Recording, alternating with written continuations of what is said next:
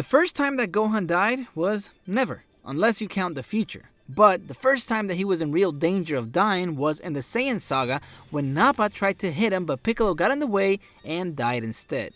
So today we are going to change all of that in What If Nappa Had Killed Gohan? Hey, how's it going? My name is Raph and welcome to Dragon Ball Code, and today we will see what would have happened if Gohan had died in the hands of Nappa. So our story would be the same all the way to the point where Nappa shoots at Gohan. In the original, Piccolo runs in front of Gohan and takes the blast. But in this one, let's just say that Piccolo couldn't make it in time and the blast hits Gohan. Gohan is hurt badly and his energy is quickly fading. Piccolo runs to his side and he tries to comfort him, but Gohan dies anyways. So I think that in this moment, Piccolo would be so mad. He would look back at the Saiyans with rage in his eyes and he would turn into a great Namekian. Here, his power level wouldn't go up, but his strength would. So right away, he would attack Nappa. While this is going on, Goku arrives and he sees Gohan on the floor without life. The only ones that are left are Krillin and Piccolo, who is now fighting in a huge form. Seeing his son like that laying on the ground, having a senzu bean, and knowing that he was just too late angers him to the point that he turns into a Super Saiyan for the first time. Piccolo is able to crush Nappa's body, but when Goku starts to transform, he stops and returns to normal. Vegeta scans Goku and his power goes up to about 400,000, which would be 50 times the power level of 8,000. When Vegeta sees this, he falls on his knees and he knows that he is already defeated. I don't think that at this time Vegeta would kill Nappa, since he would be in shock that Goku became a Super Saiyan before he did. Goku gives half of a senzu bean to Piccolo and Krillin, who can't move. Then he tells Vegeta to get out of the planet while he can. But Vegeta becomes desperate and he creates the fake moon so that he can transform into a great ape. He looks at it and transforms. Here I think that if Nappa looked at the moon, either his transformation wouldn't work because his body is totally broken, or if he did transform, his great ape form would also be on the floor broken, because I doubt that his bones would heal when he transforms. Either way, Nappa's on the ground and useless. So Goku overpowers Vegeta because Vegeta's power as a great ape is about 180,000. He beats him up, then Goku remembers that the tail is the weakness, and without any remorse, he grabs it and rips it off. Vegeta is turned back to normal and he is in bad condition as well. Both Nappa and Vegeta call their pods and they leave. Goku is still dealing with guilt but realizes that Piccolo is still alive, so they can bring Gohan back. But they can't use the Dragon Balls for a full year because they just used them to revive Goku. The worst part of all this is telling Chi-Chi, and she doesn't take it very well, and from now on, she will have PTSD every time that Gohan goes to fight. So they decide to go to Namek to revive Gohan and the rest early. Goku has Dr. Brief make him a spaceship using his Saiyan pod. While the ship is getting made, Vegeta and Nappa arrive on planet Frieza number 79 to heal their wounds. And here they hear about Frieza's plan to become immortal, and they head to planet Namek. So now we have to have a reason for Goku to train in order to get stronger so that he can fight Frieza. So we will say that King Kai talks to him and warns him about the dangers of planet Namek. This makes Goku excited, but even though he can turn into a Super Saiyan, he needs to perfect his form and get stronger. So he trains a little bit on Earth, and when the ship is ready, they leave. Goku, Krillin, and Piccolo are on their way to Namek. They all do intense training for 6 days until they get to Namek. During that time, Vegeta and Nappa arrive on Namek and they take out Kui, Dodoria, and Zarbon. I think that our heroes would arrive during this time, and one thing to keep in mind is that Dende probably died already. Goku quickly senses Vegeta's and Nappa's ki and they make their way there. Here, I think that Vegeta would tell Goku the story of how Frieza killed the Saiyans and try to convince him to fight with them since he knows he can't defeat Goku. The Guinea Force arrives, but it's defeated. After that, they turn on the Dragon Radar and it leads them to the Grand Elder. Here, they all get their potentials unlocked. At first, the Grand Elder doesn't want to do it to Nappa or Vegeta, but Goku manages to convince him. They also get the Dragon Ball.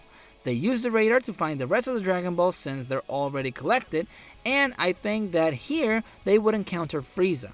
Goku tells him that he has one chance to stop what he's doing and go. Frieza just laughs. Nappa doesn't hesitate since he's a lot stronger. He believes that he can beat Frieza.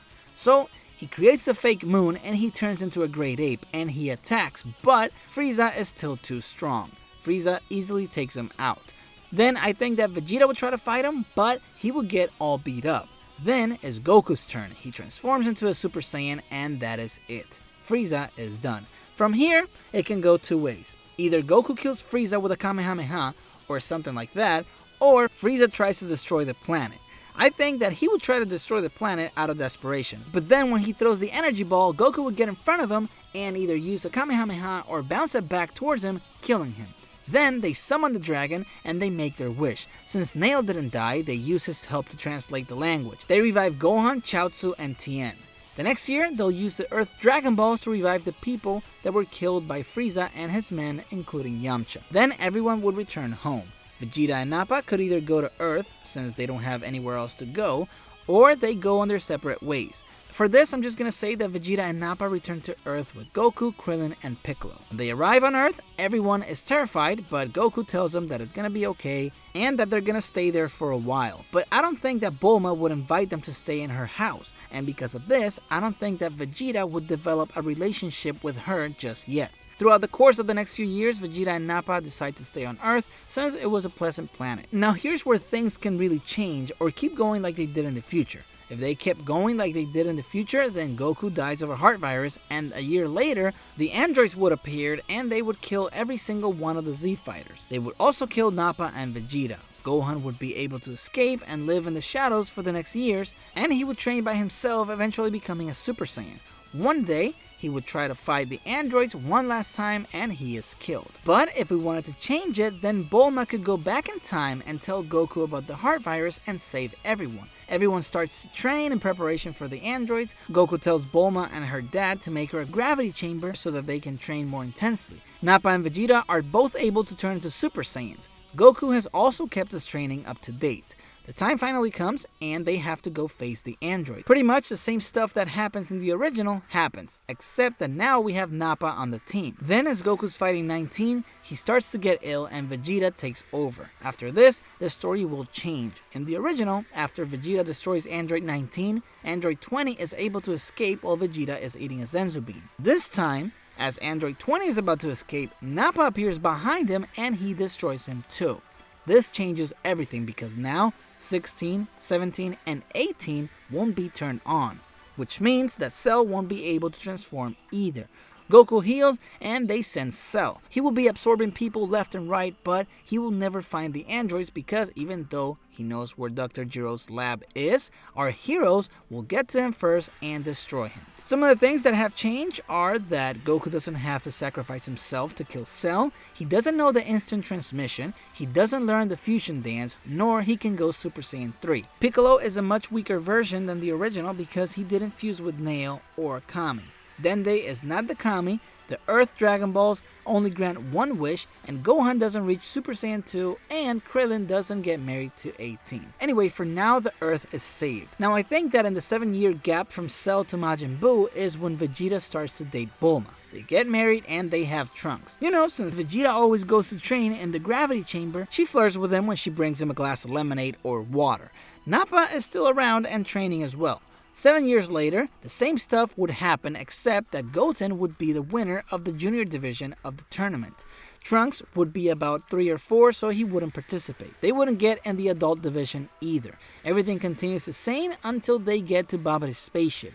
Here, both Vegeta and Nappa would become Majin and they would want to fight Goku. The Saiyans would start to fight, and because of their crazy energy, Majin Buu is released.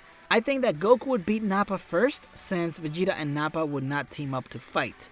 After that, everything would keep playing like the original. Also, I don't think that Gohan would survive, since he would be much weaker. But let's just say that Dabura intervened before Gohan was blasted away by Majin Buu. Dabura dies and then Vegeta appears. They begin to fight, and after a few hard blows, Vegeta realizes that all this is his and Nappa's fault. So he knows what he has to do, but Majin Buu wraps him up. Here, instead of Trunks and Goten, Piccolo is the one that comes to the rescue and frees him.